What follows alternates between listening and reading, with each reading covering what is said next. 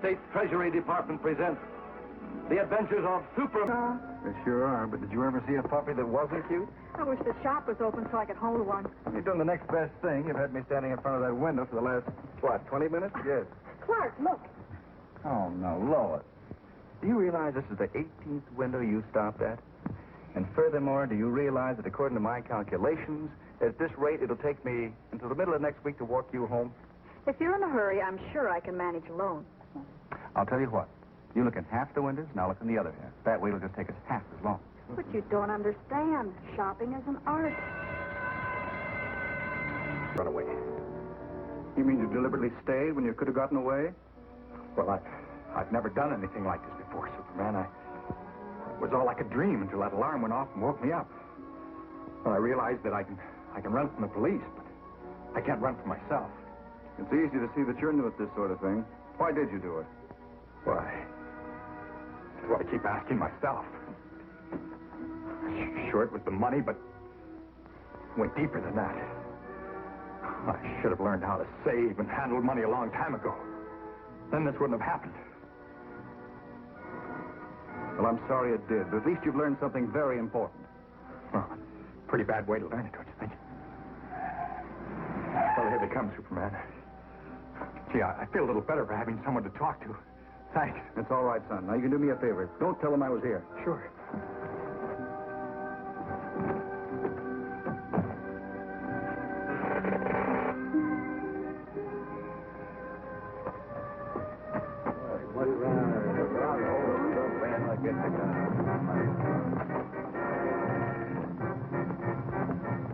Never mind, Clark. I already got the story.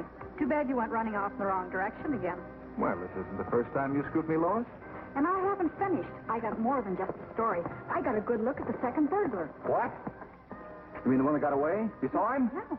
He must have gone out the back way and up the other alleys I passed. We bumped right into each other. Well, I hope you don't bump into him again. Pretty nifty, isn't it, Mr. Kent? I can almost carry it in my pocket. Now, if I have any special outside assignments, I can carry my typewriter with me. That's right, Jimmy. It looks like a good practical investment to me. There it is. Eyewitness report of a burglary that didn't burgle too well. Well, congratulations, Lois. Gee, that's cute. Cute? Can't you think of some other word to call it, Miss Lane? I don't want to be known as the boy with the cute typewriter. I'm afraid it's hopeless, Jimmy. I once knew a woman who referred to the Grand Canyon as cute. Well, whatever you call it. I didn't know the chief was handing out raises. Oh, I didn't get a raise. Then I didn't know he was handing out rich uncles. In a way, I guess you could say an uncle had something to do with it. Uncle Sam. When I was in school, I used to buy Treasury savings stamps every week. By the time I graduated, they turned into bonds. So you cashed in the bonds on this typewriter? Only part of them. You see, the interest I got on my investment made the bonds worth a lot more than what I put into them. Well, it's very interesting, Jimmy. And speaking of learning to save, that ties in exactly with something I heard last night. And when did you hear anything about saving last night, Mr. Kent? I was with you all the time, remember? Oh, yes, Lois. Well, this must have been some other evening when you weren't with me. Jimmy, do they still have stamp day at your old alma mater? As far as I know, every Thursday. And this is Thursday, isn't it? It gives me an idea. Why not do a feature article on how the kids help themselves and Uncle Sam by buying bonds and stamps? Cheapers, I'll go along with that. Good. How about you, Lois? I'd love to, but I have a date with Inspector Henderson. Have to look through the mug books for that speedy gentleman I met in the alley last night. Well, then come on over later. P.S. number 10. Fine. Meet you there in an hour. Jim. Yes, Miss Lane? I was wondering, could I borrow your typewriter? Thanks.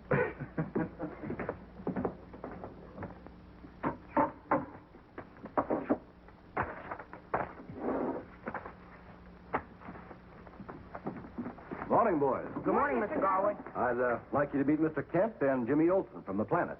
Hi, fellas. Mr. Kent, you're the friend of Superman, aren't you? Well, we do keep in pretty close contact, yes. Boy, if Superman would come over, I bet we'd really have a stamp day. Well, I can't promise you anything, but it might be arranged. The booth looks very nice, boys. Thank you very much.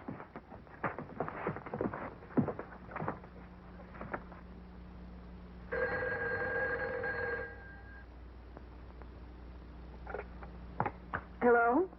Miss Lane, this is Blinky. Remember me? Blinky? Oh, of course. Why, we used to go to Sunday school picnics together. Now you're thinking of the wrong Blinky. The only Sunday school picnic I ever went to was in reform school. Then they took us all out to chase butterflies. The one I chased just happened to fly into a moving boxcar. So what could I do? You know, Miss Lane, I chased that butterfly all the way up to San Francisco. Well, let's not compare life histories, Blinky. What do you want? Well, I'm the guy that ran into you yesterday. You know, by the jewelry store? Then you're The guy they're looking for. They're bound to get me, Miss Lane, so I'm going to surrender. Well, that's fine, Blinky. You're doing the right thing. But I ain't going to surrender to the police. I'm only surrendering to you personal. Me? Sure. They'll liable to give me a break if I walk in with you. Look, meet me on the corner of Chestnut and Warlow in exactly a half hour, but alone. But I'm not sure I'll recognize you. You recognize me all right. In a half hour.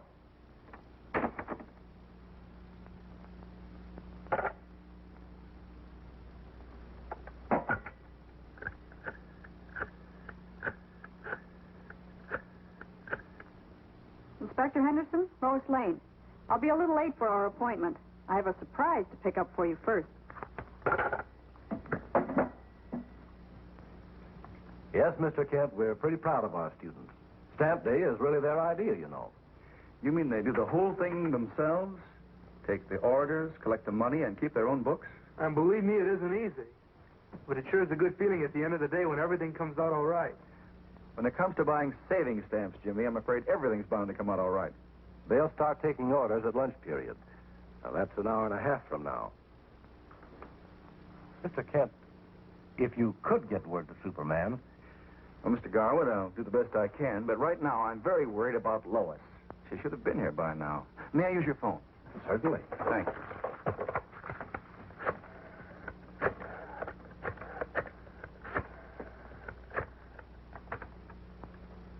Mr. White's office, please.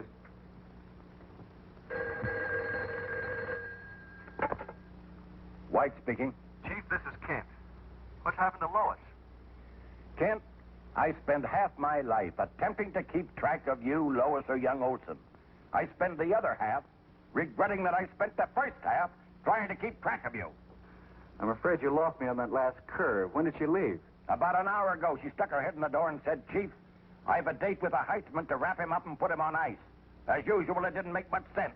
I'm afraid it makes too much sense, Chief. I'll be right over. I'm sorry I have to go. You stay here. But, Mr... No buts about it, Olson. You stick around.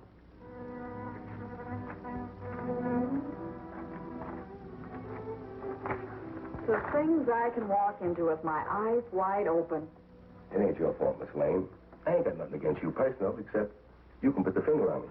So can Jess Dunlap, your partner in crime. Nah, Jess was in on the job. His testimony don't mean a thing. And what's going to happen to me? Gotta get rid of you, Miss Lane. But not until I get a call from the guy that's selling the jewelry for me.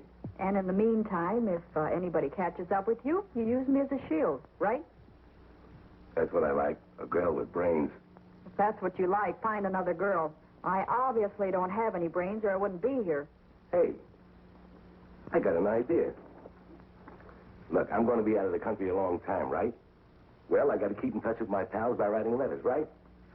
And being as how nobody can read my handwriting, you can teach me how to run this little gadget. How about it? Sure, why not? But who's going to teach those friends of yours how to read? What a sense of humor. Nothing but laughs right up to the end. Thanks for reminding me. Well, start with lesson 1.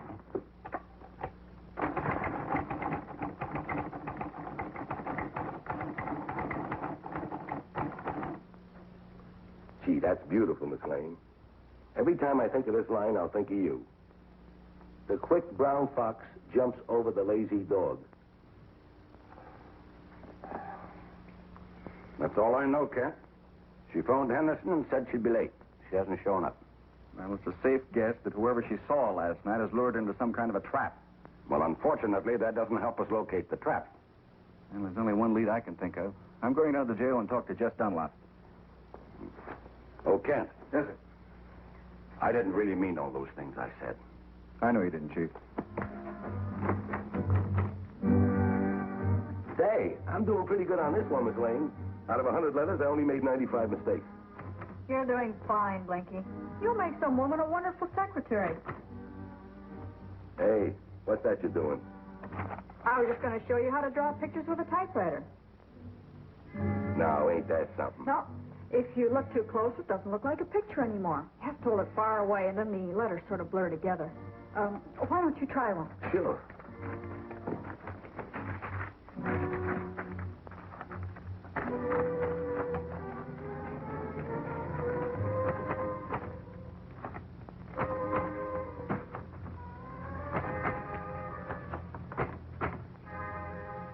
Don't go no further.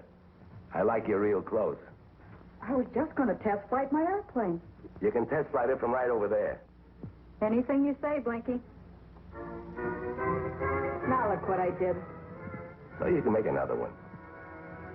Oh, thanks, Blinky. I don't feel much like playing games. Especially when you should be getting that phone call soon.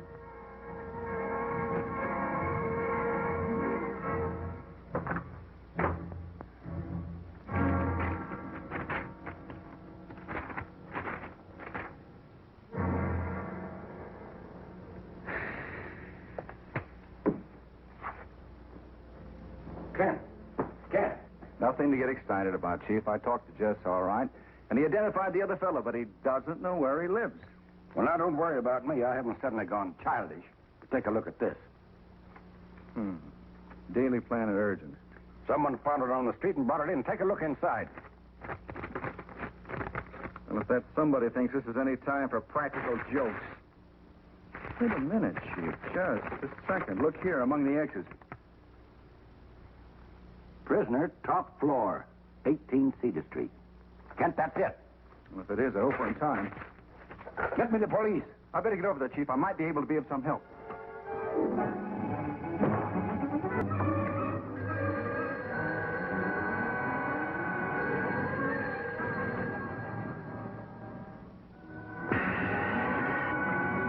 Yeah.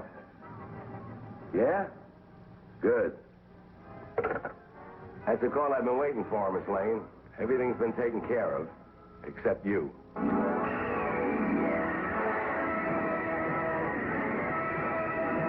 Blinky, don't. You just get a few years for the jewel robbery. But for this... That's the chance I gotta take.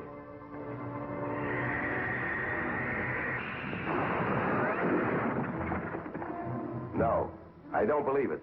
You will, Blinky. You will. You're just wasting your ammunition, Blinky. Sit down.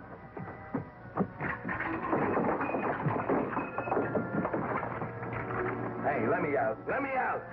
Another few seconds and it would have been too late, Well, Superman. it wasn't, Miss Lay, and that's what counts. What time is it? Just about 12:30. Well, I can't wait for the police. I have an appointment date. Excuse me. You won't have to worry about riding your pals now, Blinky.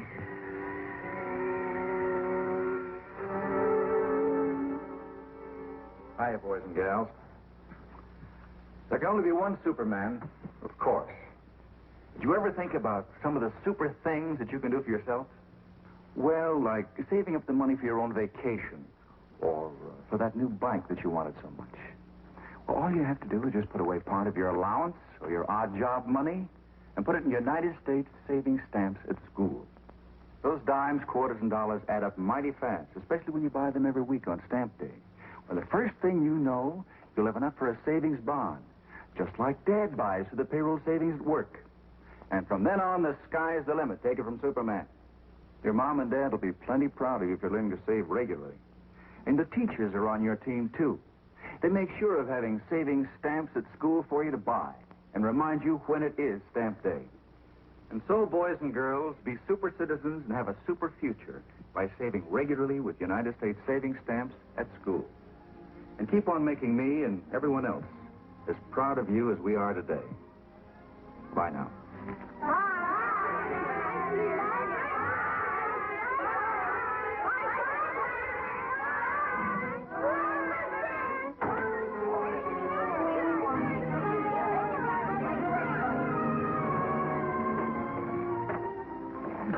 Lois. It's good to see you again. All in a day's work, Clark. While you were out covering stamp day, Superman and I were cleaning up a case. It looks like Blinky's going to get jailed, Jess is going to get probation, and I'm going to get my typewriter back. Golly, Jim, it's a lucky thing for me you saved your money for that typewriter. Otherwise, I'd never gotten that note out. It turned into a happy ending for everybody. And just to make the ending a little more happy, I have a present for each of us. Cheaper stamp albums. Thank you, Mr. Kent. You have an extra one. Who's that for? Oh, just for a friend of mine.